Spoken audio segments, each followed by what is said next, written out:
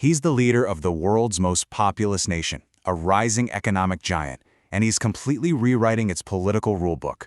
Today, we're unpacking the story of Narendra Modi and his absolutely transformative impact on India. All right, so here's our game plan. First, we're going to get a sense of the sheer scale of the country he leads.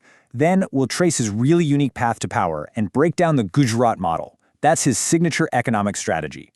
We'll see how he took that to the national level, look at the powerful institutions he has to work with, and finally we'll ask, what is his lasting legacy going to be? Okay, first things first.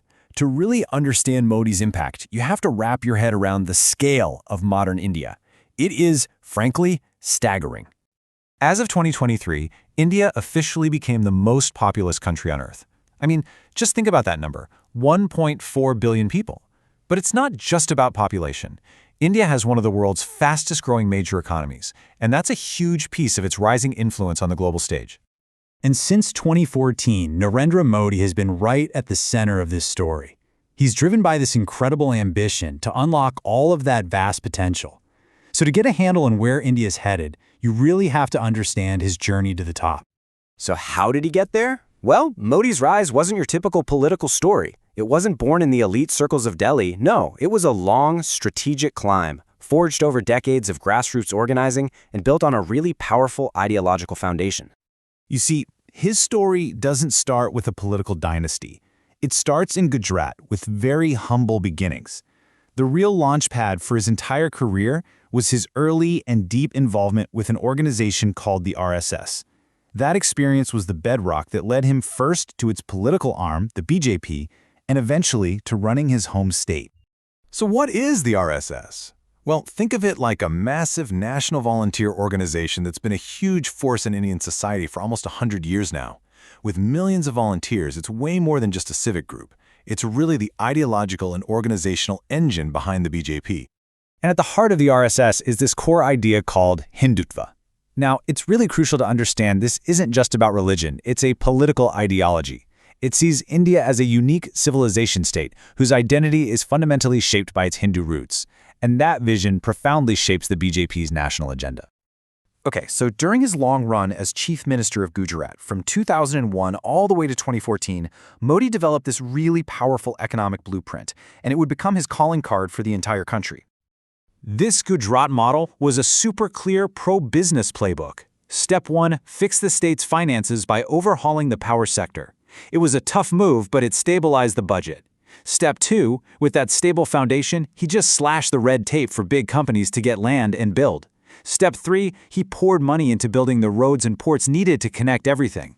And boy, did this model get a major win. Convincing a giant like Tata Motors to build a car factory in a state with zero history of car manufacturing, that was a massive coup. It sent a signal across all of India. Modi's pro-growth strategy, it wasn't just talk. It actually worked. So he becomes Prime Minister in 2014, and the mission is clear. Take the principles of the Gujarat model and apply them to the entire 1.4 billion person economy. The focus? Manufacturing, infrastructure, and huge nationwide reforms. And you can really see the results of this focus when you look at the big economic picture. Now, India's growth trend started decades ago, but under Modi, the acceleration is obvious. I mean, just look at the comparison with its neighbor, Pakistan. India's GDP per capita is now nearly double. And it's not just abstract numbers, right? We're talking about real, tangible things. You've got tech giants like Apple and Samsung setting up shop. The national highway network has grown by an incredible 50%. A nationwide sanitation campaign has had a huge impact on public health. And he pushed through one of the biggest tax reforms in India's history. Let's dig into that tax reform for a second, the GST, because this was a huge deal. Before 2017, India's tax system was a total mess, a chaotic patchwork of different state and central taxes that created endless bottlenecks. The GST replaced all of that with a single, unified national tax. It basically created a true common market, letting goods move seamlessly across the country for the first time. Now let's switch gears to energy. Coal is still king, no doubt about it. But the real story here has been the explosion in solar power. With new government support, it has jumped from less than 0.5% of the mix in 2014 to over 6.5% today. That makes it the country's third largest source of electricity. Pretty incredible growth. Okay, so with these huge election wins and all this success, you might think Modi governs with unlimited power, right? Well, not so fast. It's a big mistake to think that. India's democratic institutions are incredibly strong, and they create a complex system that any leader has to navigate. And this is where India's system is really different from some other countries.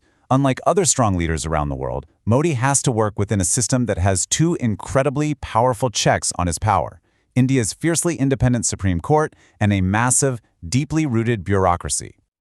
Seriously, you can't overstate the power of India's Supreme Court. It's arguably the most powerful body in the entire country. It has basically said that core parts of the Constitution can't be changed by Parliament, period. And get this, it even controls its own appointments, which insulates it from political pressure.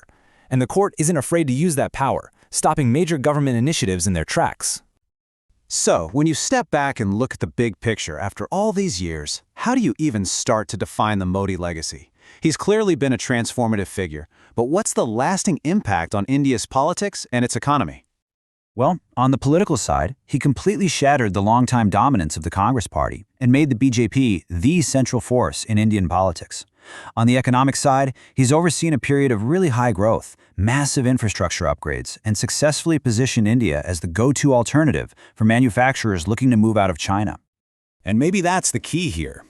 In an incredibly complex and diverse democracy, Modi has found a way to navigate the system and keep India's growth engine running. He's capitalized on global shifts, keeping that chance of even faster, even more transformative growth wide open. He has been a leader who has fundamentally, undeniably reshaped his country's path.